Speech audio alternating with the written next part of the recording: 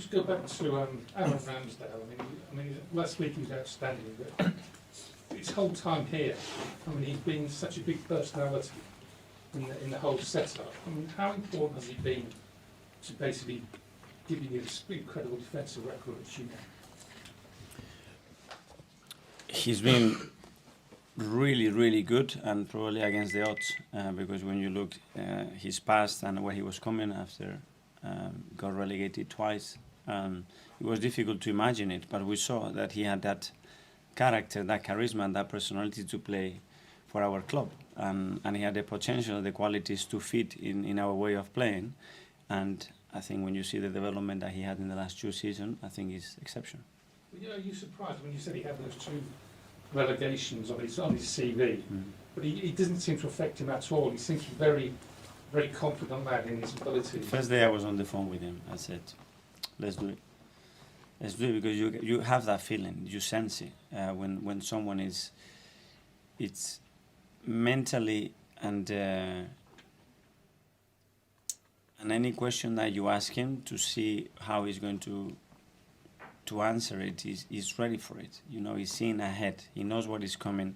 He knows what he wants, and he feels capable of doing it. He has no fear. He was just looking ahead of the challenge ahead of him, and that's what he wants. Just briefly, during the documentary, he said that he'd given your phone number to his dad, and his dad told his dad to ring you. Did his dad ever actually ring you? I called his dad, yeah, because he's very, very close to him, and I just wanted to understand that relationship and how Aaron is and how to get the best out of him. I think that's their environment, and we need to understand their environment to get the post. Tell you how you should be playing your team. We haven't got to that point yet, thankfully. Gary? Did you, when you looked at his stats, those 2, I think he conceded nearly 120 goals over those 2. Did you have to persuade anyone internally about this is the goalkeeper you want?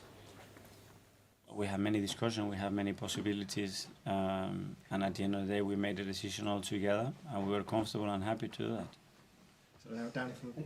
Oh, sorry, Gary. Was there one moment in that maybe the second season that you thought this is the goalkeeper I want? Or was it a culmination of things? Was there a certain game or a certain moment you watched him and you thought this is the man, this is the goalkeeper for me? Because you had Martinez at the time who was doing well. Was there a moment that you saw before we signed him, you mean? Yeah. Yeah, when we play against him, I watched him a lot, and that presence and that energy that he had, I think this is the one. Okay, we'll go Dan. You talk about the confidence that he has, but obviously when he arrived, he had that difficult period where he was getting a lot of abuse and threats, and he's talked quite openly about that. I just wondered, did you have to speak to him, or did anyone at the club have to speak to him to kind of, did you see that affect him, and how you kind of coached him back to his confident best? But that abuse was happening just before he played his first game. So you haven't even played, and you're getting that abuse, so you need to separate that, understand where that is coming from, and now start to do your job, and then you're going to be judged for what you've done on the pitch, and that's a different kind of judgment than the previous one. And yeah, it was tough, and he needed some support, and we had to protect him, but he was ready to handle that. He knew that was going to happen. We discussed that before. You know, you are coming from this situation, you're going to Arsenal, and you're going to have a lot of question marks over your head, and you have to do that. If not, obviously, you go and you pay £85 million for a goalkeeper that has won anything. You don't have those questions. That's a different story. We were in that position. So what kind of stuff could you do to protect him? Sorry? What kind of things could you do to protect him? First of all, talk about it. That this is coming, and don't react. Be proactive and discuss it and expect it and get away from it. Don't read it. That's not going to help him. Okay, last couple for tonight. Nick? Is that an important factor when you're signing a player for Arsenal now? Because obviously there's so much noise around players on social media and everything, often abuse, like we said. They're going to hear some of it or get a boost in. When you're signing a player, do you always look at how they're likely to react to that and whether they can handle it? The individual or the perception outside? The individual, whether they can handle it. No, the individual for sure. Yeah, you have to have certain characteristic and certain personality to survive in this environment. That's for sure.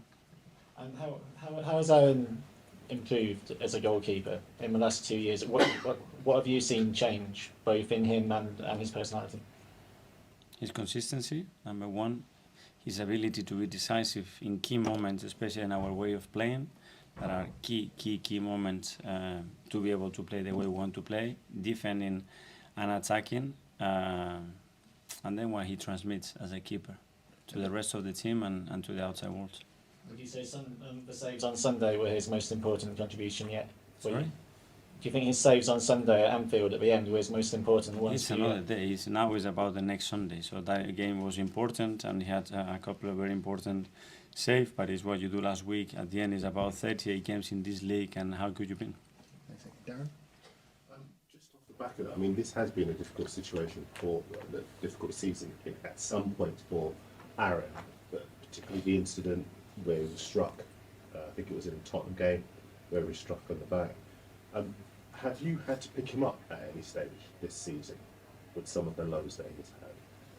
No, I think we are always aware of the players, and we always have to be cautious that when they are on that cliff, that we bring them to our side and don't allow them to be there, because picking them up after it takes much longer. But again, Aaron doesn't need a lot of that to be fair. He needs support, yes, like anybody else, but sometimes he needs him to calm down a little bit and take things with a different perspective. And just one more from me. You are top of the English league. Vincent is top of the Championship. Well, he's won the Championship. He's got promoted. Javi is top of the Spanish league with Barcelona. Are you the unlucky one to be in the same league as the guy who managed all three of you? I wouldn't be here if it wasn't for him. So first of all, I am very, very grateful.